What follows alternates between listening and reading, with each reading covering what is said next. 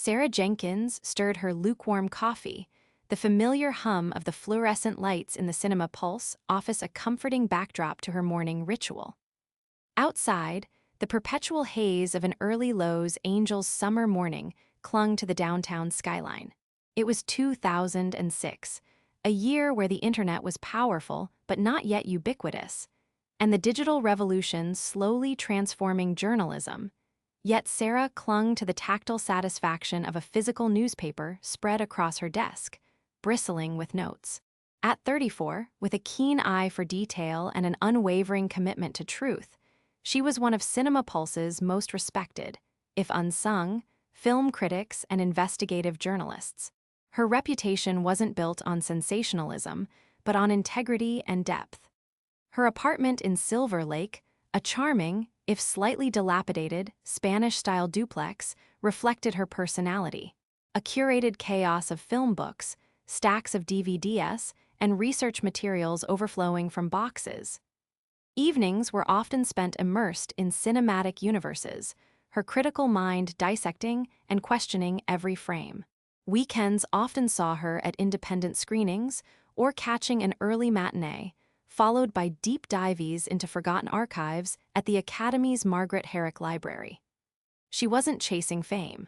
She was chasing understanding, the narrative threads that connected art to life, and sometimes the uncomfortable truths hidden beneath glossy surfaces. She believed film, at its best, held a mirror to humanity, and her job was to report honestly. Today, her focus was on Leo Maxwell. His latest film, Echoes of Starlight, was premiering at the AFI Fest at the historic Grauman's Chinese Theater later that week, and the buzz was deafeningly positive. Maxwell was a darling of the independent film scene, a multi-award-winning director renowned for his visually stunning dramas that often tackled themes of social injustice. His breakout hit, The Drifter's Song from the late 90s, a poignant tale, had cemented his reputation as a singular visionary. Sarah, while acknowledging his undeniable technical talent, had always felt a subtle, persistent unease about his artistic process, a sense of something, borrowed, perhaps, or overly constructed. Her review of Echoes of Starlight was already written, a balanced but ultimately critical piece that lauded its ambition while dissecting its perceived emotional hollowness and stylistic excesses. She believed in honest critique, not fawning praise. The premiere was a whirlwind of controlled chaos. The red carpet glittered under Klieg lights, a vibrant parade of celebrities. Sarah, in a simple black dress, felt a familiar mixture of excitement and mild cynicism. She navigated the crowded lobby, eventually finding her assigned seat among other journalists, notebook and pen poised. The film was technically brilliant, cinematography breathtaking, score evocative, but for Sarah, emotional resonance remained elusive, like trying to grasp smoke. The characters felt more like archetypes than living, breathing people. After the screening, the cast and director, Leo Maxwell, took the stage for a cue and a session. Maxwell, with striking silver hair, piercing blue eyes, and intellectual gravitas, effortlessly commanded the packed auditorium. He spoke eloquently about his artistic process, the film's social themes, and his cast and crew. Then, it was question time. The usual fawning queries came first. Sarah patiently waited, her hand raised. Eventually, the moderator pointed to her. "Sarah Jenkins, Cinema Pulse," she stated, her voice clear and steady into the microphone. "Mr. Maxwell, your film Echoes of Starlight is undeniably ambitious in its visual scope. However, I found myself questioning the authenticity of its emotional core. Particularly, the third act's reliance on what felt like a contrived resolution to a complex crisis. Could you speak to the balance between artistic vision and genuine emotional honesty, especially when dealing with such sensitive global subjects?" A sudden, palpable hush fell over the room. Maxwell's smile, previously so warm, tightened into a thin, almost predatory line. His eyes, fixed on her, seemed to bore into her. He paused for a long, uncomfortable moment. "Ah, Cinema Pulse," he began, his voice dripping with theatrical condescension. Always so eager to tear down what it doesn't quite grasp, isn't it? Sarah, dear, he added, with a dismissive wave, it sounds to me like you perhaps confuse emotional honesty with easy sentimentality. Not every film is designed to hold your hand through its complexities. Some demand a bit more intellectual rigor, a deeper understanding of cinematic language, and perhaps a more mature critical perspective than a simple blog post or a quick headline might require. A ripple of nervous, complicit laughter spread through the room. Sarah felt a deep, burning flush creep up her neck and face. She had been prepared for debate, not this public, personal excoriation. Maxwell continued, his voice rising, gaining a theatrical edge, clearly enjoying the power he wielded. Perhaps Cinema Pulse should stick to reviewing popcorn flicks and direct-to-video releases, where the emotional arcs are as predictable as the concession prices. Leave the deeper artistic inquiries, the true exploration of human experience, to publications that actually understand the craft, rather than just observing it from a distance, with a rather bitter, jaded, and frankly, quite provincial lens. He paused again, letting his gaze sweep across the audience, who now seemed to be looking at Sarah with a mixture of pity and discomfort. Some critics, you see, he concluded, a self-satisfied smirk playing on his lips, they mistake their own limited perspective for a universal truth. It's a shame, really, for the true artists who pour their souls into their work, only to be met with such narrow-mindedness, such an inability to see beyond their own perceived limitations. The audience, swayed by Maxwell's charisma and power, chuckled more freely now, some even laughing. Sarah felt a cold dread settle in her stomach, an icy grip on her throat. It wasn't just a critique of her review, it was a devastating personal attack designed to humiliate, invalidate, and professionally discredit her. She could feel the stares, the whispers, the collective judgment. Her cheeks burned, her hands trembled almost imperceptibly. She mumbled a barely audible thank you, the microphone feeling impossibly heavy, and sank back into her seat, wishing the gilded floor would swallow her whole. The rest of the Q&A passed in a blur. Sarah escaped the theater as quickly as possible, the oppressive weight of public humiliation suffocating her. The cool night air of Hollywood offered no relief. She walked for blocks aimlessly, replaying Maxwell's scathing words, each one a fresh sting. Provincial narrow-mindedness, limited perspective, bitter jaded. The words stung, not just because they were false, but because they had been delivered with such casual cruelty in front of her peers, her sources, her entire professional world, undermining years of diligent, principled work.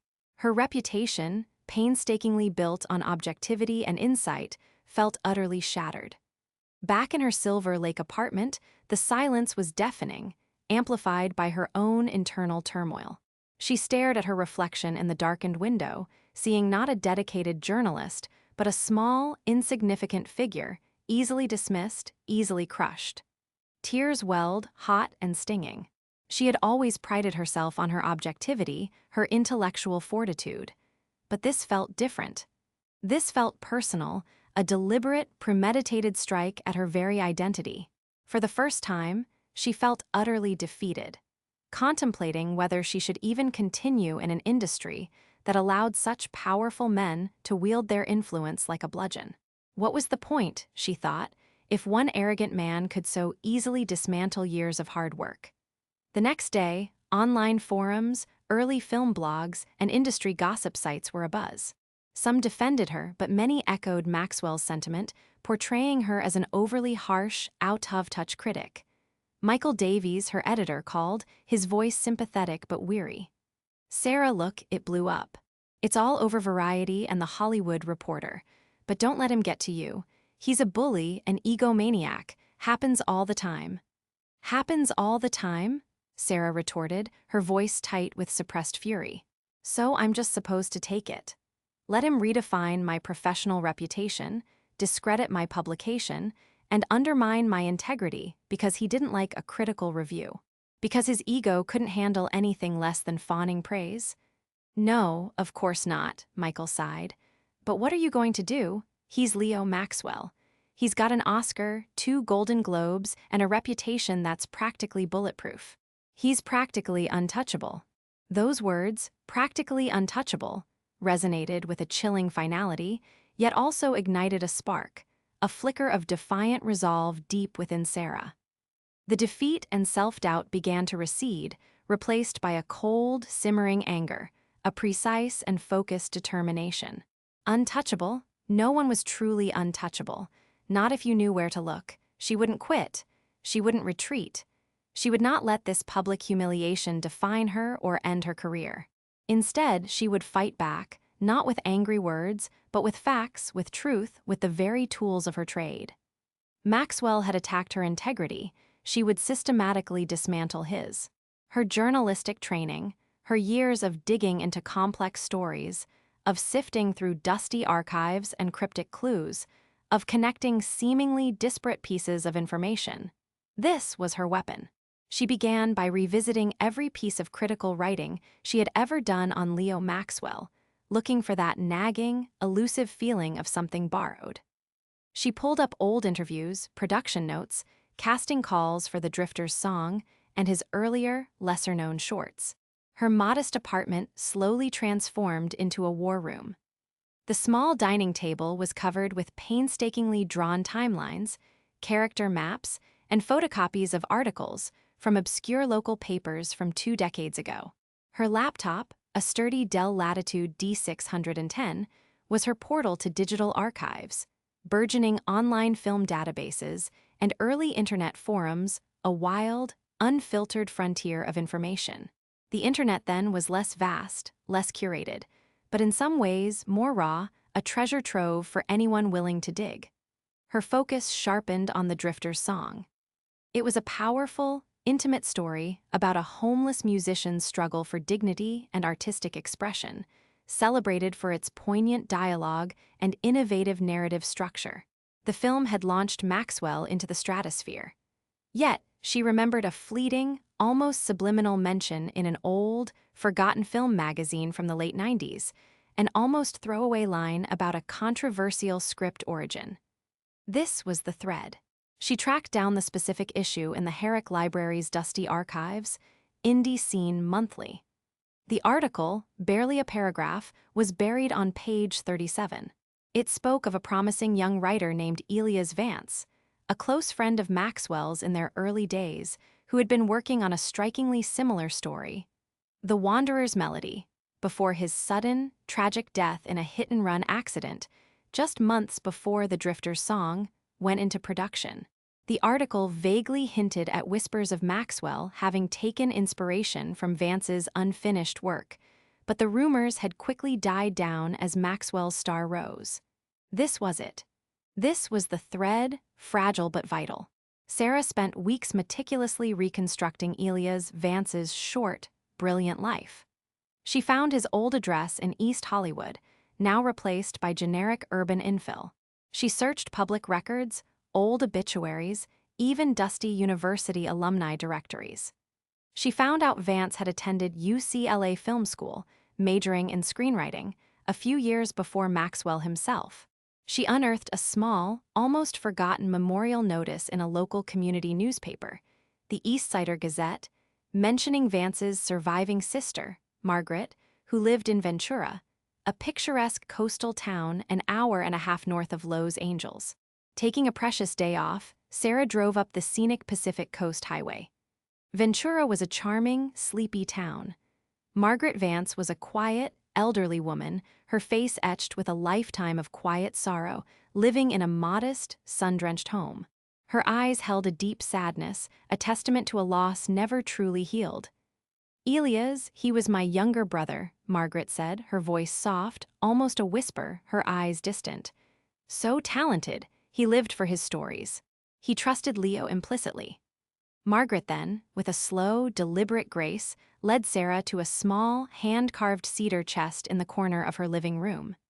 Inside, meticulously preserved, were her brother's journals, filled with his exquisite handwriting and countless sketches, bound notebooks crammed with storyboards, and a single, battered old 3.5-inch floppy disk, its label painstakingly handwritten, Wanderer's Melody Final Draft. It was a relic from a bygone era, yet its potential power was immense. After Elias died so suddenly, Margaret explained, her voice trembling slightly, Maxwell came to offer condolences. He asked for Elias' things. I gave him some books, some recordings, but I kept these. These were the core of Elias, you see, his dreams. He said he wanted to honor Elias' memory. But then the Drifter's song came out, and I went to see it. And it was Elias' story. Word for word, many parts. Even the character names were subtly changed, but undeniably his. I tried to speak out then, but who would listen to an old woman against a rising star? The grief consumed me. I couldn't fight anymore. Sarah carefully, reverently examined the materials. The journals detailed plot points, character introspections, the unique narrative structure of the Wanderer's Melody. The floppy disk, though ancient, could still be read with an external drive and a vintage computer running Windows 98, which Sarah luckily possessed. The files, dated years before the Drifter's song script was registered, contained a complete, polished screenplay. The parallels were undeniable, devastating, a blatant act of intellectual theft. Leo Maxwell hadn't taken inspiration. He had taken the entire story. But that wasn't all. As Sarah delved deeper into the journals, she found mentions of other early projects, other collaborators who Elias felt were exploited by Maxwell. One name kept recurring: Benjamin Thorne, a gifted but struggling cinematographer who had worked on Maxwell's earliest short films. Elias had written about Thorne's struggles to get paid, his groundbreaking creative ideas being absorbed into Maxwell's vision without credit or proper compensation. Sarah returned to Lowe's Angels, her sense of purpose blazing. Her investigation had expanded beyond literary theft. It was becoming an expose of systemic exploitation. She tracked down Benjamin Thorne, now a freelance commercial director in Pasadena. Thorne, a weary man in his late 40s, initially refused to speak, citing ironclad non-disclosure agreements he had been coerced into signing. But Sarah, armed with the undeniable truth of the Vance journals and the raw injustice of it all, gently but persistently pressed. She spoke not of revenge, but of truth, of setting the record straight. Thorne, after a long, agonizing silence, his gaze fixed on the old photocopies of Elias' journals Sarah had laid out, finally broke. He confirmed the patterns of exploitation, the casual disregard for intellectual property and financial well-being. He showed Sarah old, unsigned contracts, printed emails from his Hotmail account dating back to 1999, and even a secretly recorded audio cassette from 2000, where Maxwell casually dismissed his claims for back pay and credit. Thorne explained how Maxwell had always preyed on young, desperate talent, promising them a foot in the door in exchange for unpaid labor and uncredited ideas, then ruthlessly discarding them once he'd extracted what he needed. It was a pattern. The puzzle pieces began to fit together with chilling precision, forming a damning mosaic of deception. The humiliation she had endured at the AFI Fest was just one small symptom of a much larger, more insidious pattern of artistic fraud, financial exploitation, and blatant disrespect. Leo Maxwell's entire glittering career, it seemed, was built on a crumbling foundation of stolen ideas and exploited labor, hidden beneath a carefully constructed facade of artistic genius. Sarah spent another grueling month cross-referencing every single detail, verifying sources, interviewing more former associates and assistants who, emboldened by Thorne's willingness to speak, slowly came forward with their own stories of abuse, underpayment, and credit theft. She discovered instances of production assistants being forced to work extreme hours without overtime, creative ideas appropriated during brainstorming, sessions appearing in Maxwell's films without acknowledgement, and even minor financial irregularities in early independent film grants. Her report wasn't just about Elias Vance anymore. It was about the systemic rot beneath Maxwell's celebrated persona. She compiled her findings into a meticulously detailed, irrefutable investigative report. It wasn't an opinion piece. It was a dossier of verifiable evidence, complete with scanned copies of Elias' journals, the digital contents of the floppy disk with irrefutable timestamps, Benjamin Thorne's signed affidavits, and transcribed witness testimonies. The title she chose was direct, chillingly accurate. The Art of Deception, Unmasking Leo Maxwell's Legacy. When she presented the comprehensive report to Michael, his initial skepticism quickly turned to awe, then to journalistic responsibility. He spent days poring over the evidence, consulting with Cinema Pulse's legal team, methodically verifying every source. "Sarah," he finally said, his voice quiet with respect, this is going to be massive. It's going to blow his entire career apart, and ours if we get it wrong, but you haven't. This is airtight." "Good," Sarah replied, her voice devoid of triumphant emotion, a cold, hard resolve in her eyes. He built his career on lies. It's time for the truth to dismantle it. They decided to publish the report online first, on Cinema Pulse's website, with a prominent feature in the next print issue. The timing was meticulously planned. Just days before the Golden Globe nominations were announced, where Echoes of Starlight was widely expected to sweep several categories. The day the article went live was surreal. Sarah felt a strange mix of exhilaration and dread. She sat at her desk, watching the website analytics climb at an unprecedented rate, watching the comments section explode. The story spread like wildfire, picked up by every major entertainment news outlet, every film blog, every industry forum. The evidence was simply too overwhelming, too meticulously presented, too irrefutable to be dismissed. The initial response from Maxwell's high-powered publicist was a terse, predictable denial, threatening immediate legal action. But the sheer weight of the evidence, particularly Elias Vance's journals and the undeniable parallels to The Drifter's song, was insurmountable. Margaret Vance, empowered by Sarah's report, went public. Her quiet dignity and irrefutable personal testimony aired on national news. Benjamin Thorne, no longer bound by fear, followed suit, detailing Maxwell's long history of exploitation, his story now amplified by a chorus of other former employees and collaborators who finally felt safe enough to speak. The fallout was swift, brutal, and catastrophic. Within hours, Golden Globe nominations were immediately withdrawn. A major studio announced it was pausing indefinitely production on Maxwell's next film. Distributors began pulling Echoes of Starlight from theaters. Maxwell, who had been scheduled for talk shows, vanished from public view, his carefully cultivated image of the visionary artist crumbling to dust, revealing the grasping, exploitative opportunist beneath. Lawsuits from the Vance estate, from Benjamin Thorne, and from numerous other former collaborators began to pile up, threatening to bankrupt him. His entire empire, built on a foundation of stolen dreams, collapsed with the deafening roar of 1,000 truths finally unveiled. Weeks later, the dust began to settle. Sarah sat in her Silver Lake apartment, the quiet hum of her laptop a stark contrast to the cacophony of the previous weeks. She wasn't celebrating, there was no triumphant exultation. Instead, a deep, quiet sense of justice prevailed, a profound equilibrium restored. The initial humiliation, the searing pain of public mockery, had faded, replaced by the profound satisfaction of having held a powerful man accountable. Her career at Cinema Pulse was, ironically, reinvigorated. Her exposé was hailed as a landmark piece of investigative journalism, restoring the publication's reputation and cementing her own as a tenacious truth-teller.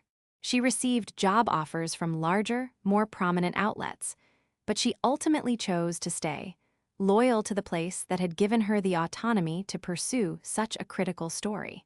One quiet afternoon, she received a handwritten letter from Margaret Vance, a heartfelt note expressing profound gratitude. "You gave Elias back his voice," it read, "and you gave me back my brother's legacy." Sarah tucked the letter into Elias' first journal, a tangible reminder of the real purpose behind her work. Not revenge, but justice. Leo Maxwell, as predicted, was a pariah. His career was irrevocably over, his legacy permanently tainted.